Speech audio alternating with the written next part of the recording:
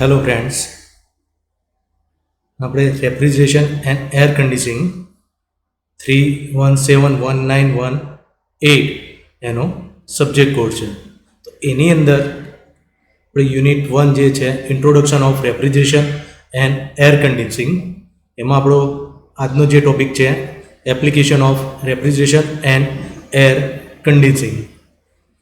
તો એનો મતલબ છે કે application of refrigeration and air conditioning.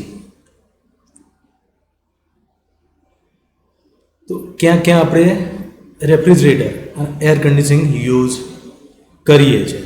તો પહેલાં આપણે રેફ્રિજરેશનની એપ્લિકેશનો જોઈએ. કે refrigeration and air conditioning have become a very essential for mankind, and without refrigeration and air conditioning the basic fabric of society will be adversely affected. એ આપણે અત્યારે જાણીએ જ છીએ કે ફ્રીજ અને એસી એ બે વગર અત્યારે કોઈને ચાલે એમ છે નહીં.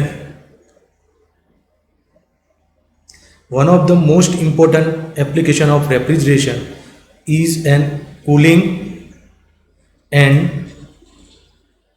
dehumidification as required for summer air conditioning. Mainly કે હ્યુમિડિફિકેશન કોને કહેવાય? તો હ્યુમિડિફિકેશન જે છે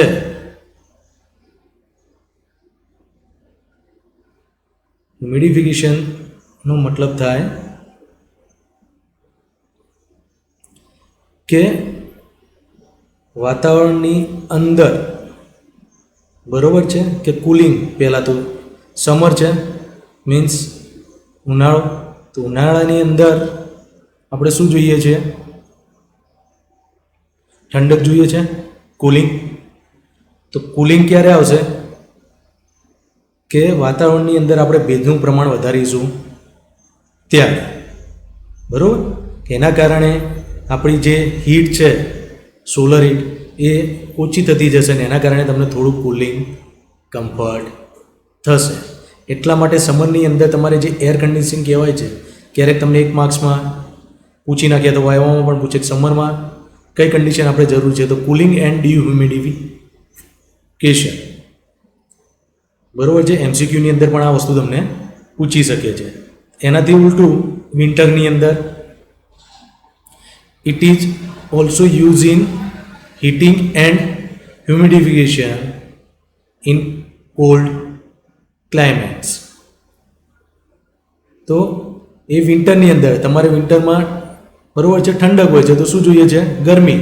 તો ગરમી માટે શું કરવું પડે? આપણે હીટ આપવી પડે એન્ડ હ્યુમિડિફાય, તો વાતાવરણને વધારે વોર્મ અપ કરવું પડે. એટલે એની અંદર કન્ટિન્યુઅસલી આપણે જે છે ભેજ એ લઈ લઈએ છીએ અને વાતાવરણને સૂકું કરી દઈએ છીએ. એના કારણે તમને ગરમીનો અનુભવ થાય છે. તો એ વિન્ટરની અંદર તમારે કઈ કન્ડિશન હોવી જોઈએ? Heating and humidification. તો એને યાદ રાખવા માટે તમારે શું કરવાનું? કે HH, એને યાદ રાખવા માટે તમારે HH NCD. HH મતલબ વિન્ટર માટે, NCD મતલબ સમર માટે. કારણ કે CD, તો CD આપણે ક્યારે ઉપયોગ કરીએ છીએ? ઉનાળામાં ધાબા પર જવા માટે, એટલે CD કુલિંગ એન્ડ ડિહ્યુમિડિફિકેશન, તો સમરની અંદર આવે. જ્યારે heating and humidification, heating use થાય એટલે મતલબ કે આપણે કોલ્ડ છે તો એને હીટ કરવાનું છે, ત્યારે આપણે હીટિંગનો યુઝ કરીએ, મતલબ વિન્ટર, શિયાળાની અંદર. તો આ રીતે તમે એને યાદ રાખી શકો છો. નેક્સ્ટ જે પોઈન્ટ છે આપણો કે nowadays refrigeration has become an essential part of food chain, from post harvest heat removal to processing, distributions and storage. આપણે જાણીએ છીએ કે આપણા ઘરમાં કોઈ પણ વસ્તુ લાવીએ છીએ અને એને સ્ટોર કરવાની હોય છે તો ડાયરેક્ટલી આપણે એને ફ્રીજમાં રાખી દઈએ છીએ. ઇવન દેટ એ વેજીટેબલ હોય, ફ્રૂટ હોય કે કોઈ મિલ્ક પ્રોડક્ટ હોય, કોઈ પણ વસ્તુ છે તે આપણે દરેક વસ્તુ ફ્રીજમાં રાખીએ છીએ. મીન્સ કે શું કરીએ છીએ, એની કોલ્ડ ચેન જે છે એ મેન્ટેન કરીએ છીએ. અને આપણને ખબર છે કે વધારે પડતા લો ટેમ્પરેચરે અથવા વધારે પડતા હાઈ ટેમ્પરેચરે કોઈ પણ બેક્ટેરિયા હોય એ રહી શકે નહીં, મતલબ કે એનું અસ્તિત્વ ત્યાં છે નહીં. વધારે પડતું લો ટેમ્પરેચર હોય કે વધારે પડતું હાઈ ટેમ્પરેચર હોય, એના માટે ફૂડ પ્રિઝર્વ માટે અને એના સ્ટોરેજ માટે આપણે કુલિંગ યુઝ થાય છે. કારણ કે હીટિંગ તમે આપો તો પછી એનો કોઈ મતલબ રહેતો નથી ફૂડને. Refrigeration has become essential for many chemical and processing industry to improve standard, quality, precision and efficiency of many manufacturing processes. તો રેફ્રિજરેશન છે એ શું કોઈ પણ કેમિકલ ઇન્ડસ્ટ્રી હોય કે પ્રોસેસિંગ, બરાબર છે, કન્ટિન્યુઅસ ઇન્ડસ્ટ્રી જે હોય તો એના સ્ટાન્ડર્ડમાં, ક્વોલિટીમાં, પ્રિસિઝનમાં અને એફિશિયન્સી. તમે ઉનાળાની અંદર બપોરે જે 12 to 4નો આફ્ટરનૂનનો ટાઈમ જે છે કે એની અંદર કામ કરતા હોય, બરાબર, કોઈ ફેનની નીચે બેસીને અને એસીમાં બેસીને કામ કરો તો એ બંનેમાં તમારી એસીમાં બેઠેલા હશો તો તમારી એફિશિયન્સી કામ કરવાની થોડી વધારે આવશે. તો જે આ રેફ્રિજરેશનની એપ્લિકેશન છે બધી અલગ અલગ એ આપણે જોઈએ. ફર્સ્ટ છે ડોમેસ્ટિક. તો domestic refrigeration. Domestic refrigeration means કે આપણે જે યુઝ કરીએ છીએ, બરાબર, ફ્રીજ, સિમ્પલ લેંગ્વેજમાં કહીએ તો. So this type of refrigeration is used for household application and domestic refrigerator and freezer. જેને હાઉસહોલ્ડ એપ્લિકેશન મીન્સ કે આપણે ડોમેસ્ટિક રેફ્રિજરેટર દુકાનવાળા જે યુઝ કરે છે, ફ્રીઝર, અને આપણા ઘરમાં યુઝ થાય છે fridge, provide a low temperature for foods and drinks. આપણે જનરલી ફૂડ અને ડ્રિંક માટે જ યુઝ કરીએ છીએ ઘરે જે રેફ્રિજરેટર યુઝ કરીએ છીએ. The domestic refrigerator is small in size. જે સ્ટોરેજ આવે છે એના કરતાં નાના જ હોય છે, આપણે જાણીએ છીએ, કારણ કે આપણે એને એક જગ્યાએથી બીજી જગ્યાએ ટ્રાન્સફર કરવાના હોય છે. They are available with rating 0.05 to 0.5 ton and mostly vapor compressor type with hermetically sealed type compressor.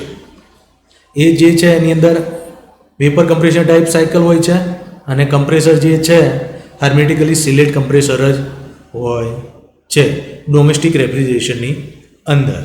Second જે ટાઈપ છે એનો એ કોમર્શિયલ.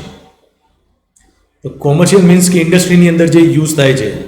તો this type of refrigeration is use for retail stores, restaurants, hotels and institutions for storing, displaying and processing and dispensing of perishable commodities of all types. Retailer સ્ટોરની અંદર જે freezer છે મોટા, restaurant, hotel, તો એ બધાની અંદર આપણે સેન્ટ્રલ એસી, બરોબર છે,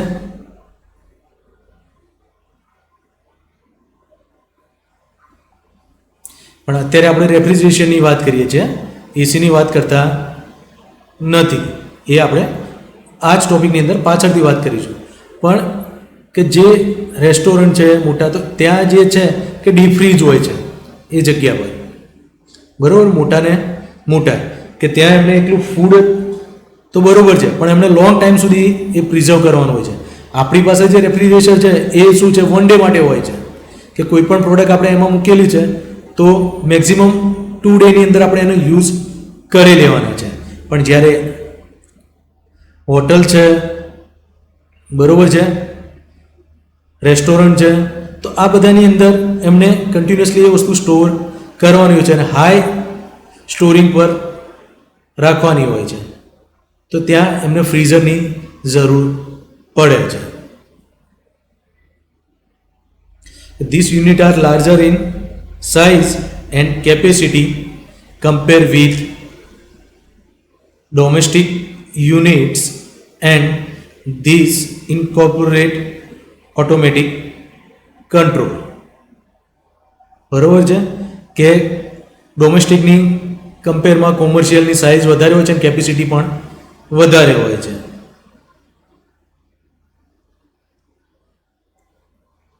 નેક્સ્ટ જે છે industrial refrigeration. This type of refrigeration is used for ice plant, large food packing plants, breweries, creameries, and industrial plants such as oil refinery, chemical plants, rubber manufacturing plant.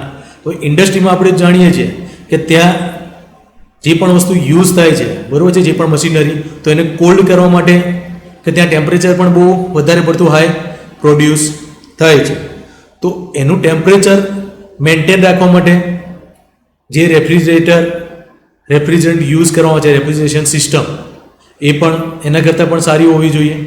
ખાસ કરીને food packing માટે આપણે જાણીએ છીએ કે જેટલી પણ milk product છે એને સ્ટોર કરવામાં આવે જ છે, તો જે મિલ્ક પ્રોડક્ટ છે વધારે ટેમ્પરેચર રાખો, વધારે ટેમ્પરેચર એને જો સ્ટોર કરવા જાઓ તો એ ખરાબ થઈ જાય છે. એટલા માટે એને લો ટેમ્પરેચરે સ્ટોર કરવામાં આવે છે. અને લો ટેમ્પરેચર સ્ટોર કરેલી હોય તો એ ફ્રીઝ થઈ જાય છે અને પછી જ્યારે નોર્મલ ટેમ્પરેચરે આવે ત્યારે એનું સેફ લઈ લે છે. એટલા માટે ફૂડ જે છે એ પરફેક્ટ રહે છે કે એમાં કોઈ અધર બેક્ટેરિયા પ્રોડ્યુસ થતા નથી અને એ વેસ્ટ પણ જતું નથી. ઇન્ડસ્ટ્રીયલ રેફ્રિજરેશનની અંદર જે છે mainly manufacturing process, heat treatment,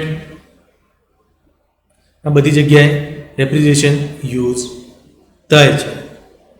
this unit are larger in size, આ બધા કરતાં મોટો જ હોય છે અકોર્ડિંગ ટુ કોમર્શિયલ ને domestic, and manually operated which need attendment, કે એ મેન્યુઅલી હોય છે કે જે પ્રમાણે એમનું ટેમ્પરેચર પ્લસ માઇનસ કરવું હોય એ કરી શકે છે. લાસ્ટ જે છે તમારો ટ્રાન્સપોર્ટેશન એન્ડ મરીન રેફ્રિજરેશન, ટ્રાન્સપોર્ટેશનની અંદર. તો transportation refrigeration is concern with the refrigeration equipment use to truck and other transport vehicle for local delivery as well as long distance transport to refrigerate railways car. આપણે જાણીએ છીએ કે આપણા સુધી જે food deliver કરે છે તો એની અંદર પણ આપણે જોઈએ છીએ કે ઉપર એક સ્ટોરેજ સિસ્ટમ આવેલી છે, કોલ્ડ સ્ટોરેજ સિસ્ટમ, બરોબર છે. તો જનરલી કે મિલ્ક પ્રોડક્ટ જે એક જગ્યાએ બીજી જગ્યાએ ટ્રાન્સપોર્ટ કરવાની હોય છે, તો એ જે આવા ટ્રક કે જેની અંદર રેફ્રિજરેશન સિસ્ટમ અવેલેબલ છે એના થ્રુ જે ટ્રાન્સફર કરવામાં આવે છે. કેમ કે ડ્યુરિંગ ટ્રાન્સપોર્ટેશનની અંદર ત્યાં હીટ પ્રોડ્યુસ થવાની છે, બરાબર છે, અને જ્યાં એર છે ત્યાં પણ એરનો પણ ત્યાં ફ્લો થવાનો છે. એના કારણે એ વસ્તુ ખરાબ ના થઈ જાય ટેમ્પરેચર અને એરના કારણે. એટલા માટે ત્યાં રેફ્રિજરન્ટ અવેલેબલ હોય એવા ટ્રકની અંદર એ વસ્તુ ટ્રાન્સફર કરવામાં આવે છે. અને મરીનમાં વાત કરીએ તો with equipment use abroad marine vessel which include refrigeration for fishing boats, for vessel transporting perishable material. મરીનની અંદર મીન્સ કે બરાબર છે ઓશિયન, તો ઓશિયનની અંદર જે આપણે બોટ છે તો બોટની અંદર પણ જે ફિશ ઇન્ડસ્ટ્રી છે તો એના માટે ફિશને સ્ટોરિંગ અને ટ્રાન્સફર કરવા માટે એક જેટલી પણ વસ્તુ છે તો ત્યાં પણ રેફ્રિજરેશન રિક્વાયર્ડ છે.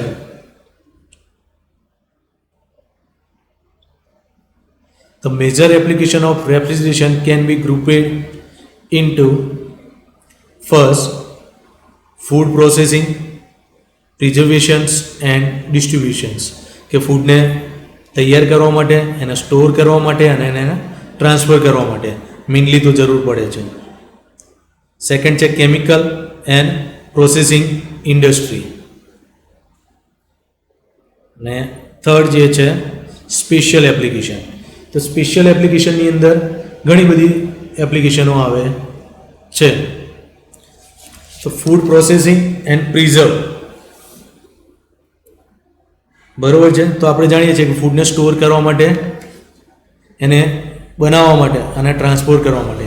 કેમિકલ એન્ડ પ્રોસેસિંગ ઇન્ડસ્ટ્રી, તો એની અંદર મેઇનલી ગેસને જ્યારે સેપરેશન કરીએ છીએ, બરાબર છે, કે આપણને ગેસ જે છે કે તો બીજી પણ જે કેમિકલ પ્રોડક્ટ મળે છે એ જમીનની અંદરથી મળે છે, તો એને અલગ અલગ ડિસ્ટિલેશનની મદદથી આપણે અલગ કરીએ છીએ દરેક વસ્તુ, પેટ્રોલ, ડીઝલ, ગેસ, બાયોગેસ. તો એ બધાને અલગ કરવાની જે પણ પ્રોસેસ છે, બરાબર છે, ત્યાં રેફ્રિજરેશનનો યુઝ થાય છે.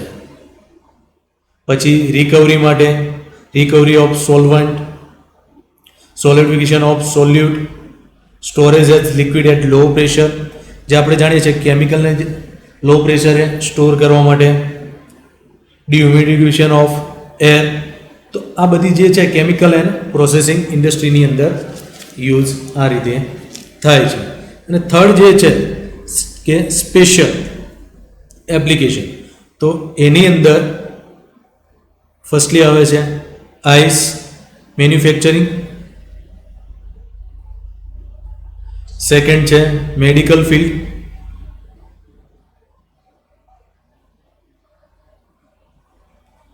થર્ડ છે cold treatment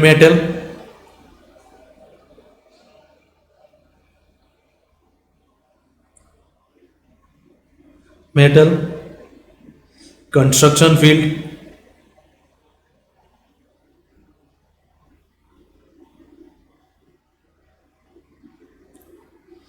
and distillation of water.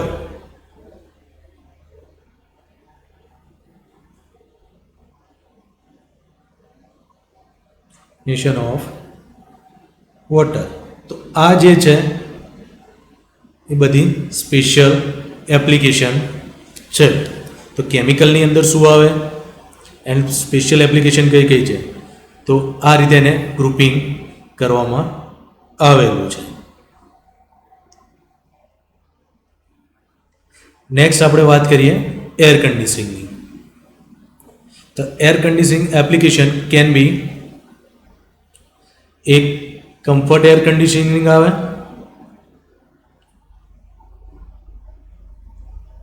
બરોબર છે, કે જે commercially application and residential application તરીકે યુઝ થાય છે.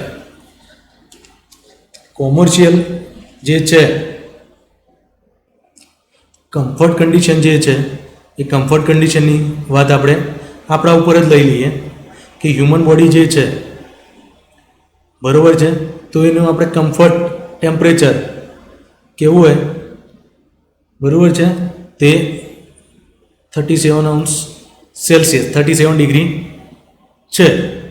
તો એના કરતાં ટેમ્પરેચર પ્લસ માઇનસ હશે તો તમને કમ્ફર્ટ ફીલ થશે નહીં, બરાબર છે. એનાથી લો ટેમ્પરેચર આવશે બિલો 30 તો તમને ઠંડીનો અહેસાસ થશે, 40 જશે તો તમને ગરમીનો અહેસાસ થશે.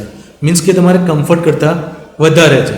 સેકન્ડ કે આપણી બોડી જે છે, બરાબર છે, કે આપણે જે પણ ફૂડ ઇટ કરીએ છીએ તો એની અંદર જે એનર્જી છે ફૂડની, એ એનર્જી કેમિકલ એનર્જીની અંદર ટ્રાન્સફર થાય છે અથવા કન્વર્ટ થાય છે કે આપણા શરીરના જેટલા પણ પાર્ટ્સ છે એને ફંક્શનિંગ કરવા માટે. For example heart, brain, lungs કે બીજા બધા શરીરના ઓર્ગન જે છે કે બધાને વર્ક કરવા માટે જે પણ એની એનર્જી રિક્વાયર્ડ છે કે આપણે જે પણ ફૂડ ખાઈએ છીએ એનું કેમિકલ એનર્જીમાં કન્વર્ટ થાય અને એના પછી એ બધાને ફંક્શન કરવા માટે એ એનર્જી ત્યાં ટ્રાન્સફર થાય છે ને એ એનર્જી એમને જેટલી રિક્વાયર્ડ હશે એટલી જ એ લેશે અને બાકીની આપણું શરીર એ એનર્જી રિજેક્ટ કરી દે છે અને આપણા શરીર વાય બરાબર છે કે આપણને પછી જે પણ છે કે આપણા શરીરનું કે જે જરૂર નથી એ વધારાની એનર્જી આપણી બોડી રિજેક્ટ કરશે.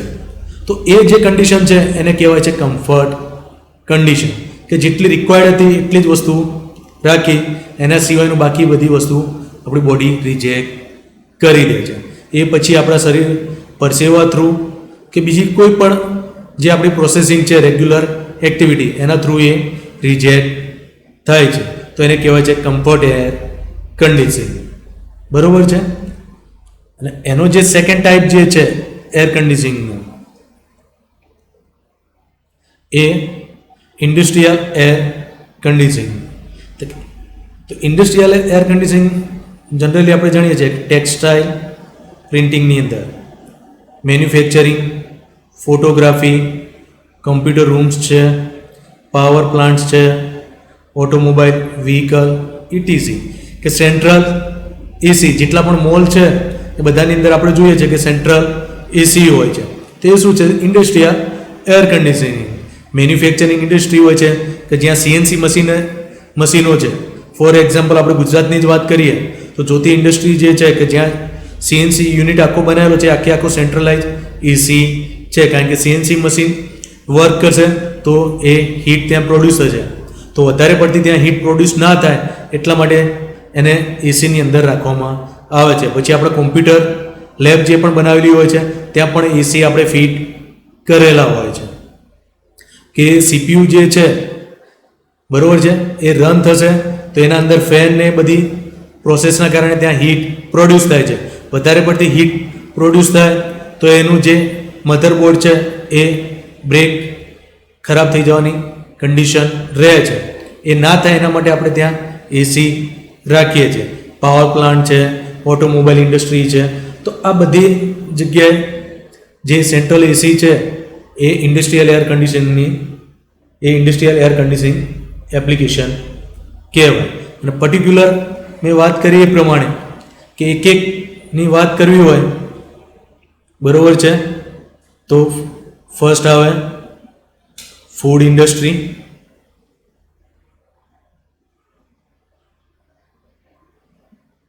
સેકન્ડ છે ટેક્સટાઇલ,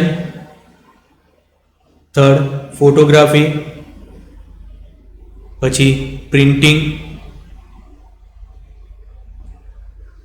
આપણે આપણા કોલેજના પ્રિન્ટરમાંથી પ્રિન્ટ કાઢવી હોય તો એ સિમ્પલી પ્રિન્ટ નીકળી જાય છે કોમ્પ્યુટરમાંથી. પણ જે બેનર બનાવીએ છીએ આપણે મોટા હોર્ડિંગ જે છે કે આપણે સારા પ્રસંગો માટેની જે કંકોત્રી છે કે અથવા ઇન્વિટેશન કાર્ડ છે તો એ બધા જે છે બરાબર એ પ્લોટરની અંદર બને છે અને પ્લોટરને પણ એને ત્યાં એસી ફિટ કરેલી જ હોય છે કે ત્યાં પણ હીટ વધારે પ્રોડ્યુસ થવી જોઈએ નહીં. તો પ્રિન્ટિંગ ઇન્ડસ્ટ્રી બરાબર છે, એન્વાયરમેન્ટલ, લેબોરેટરી,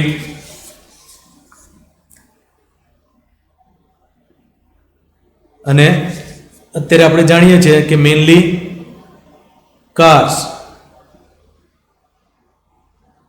બરાબર કે આપણે દરેક ફોર વ્હીલર જે રન કરીએ છીએ તો એની અંદર પણ એસી હોય છે. તો એ પણ એક ઇન્ડસ્ટ્રીયલ એર કન્ડિશનિંગનો જ પાર્ટ છે. તો વાત થઈ ઇન્ડસ્ટ્રીયલ એર કન્ડિશનિંગ. તો તમને એની એપ્લિકેશન ક્યારેક એક્ઝામમાં પૂછે કે explain application of air conditioning તો કમ્ફર્ટ એર કન્ડિશનિંગ અથવા ઇન્ડસ્ટ્રીયલ. તો ઇન્ડસ્ટ્રીયલમાં પણ નંબર મેં તમને કીધી એ બધા જગ્યાએ યુઝ થાય છે. બધા રાઇટ ડાઉન કરી અને એમાંથી સામે કેટલા માર્ક્સમાં પૂછાયું છે 3, 4 કે 7 એ પ્રમાણે તમારે એક્સપ્લેન કરવાના બધા પાર્ટ્સ.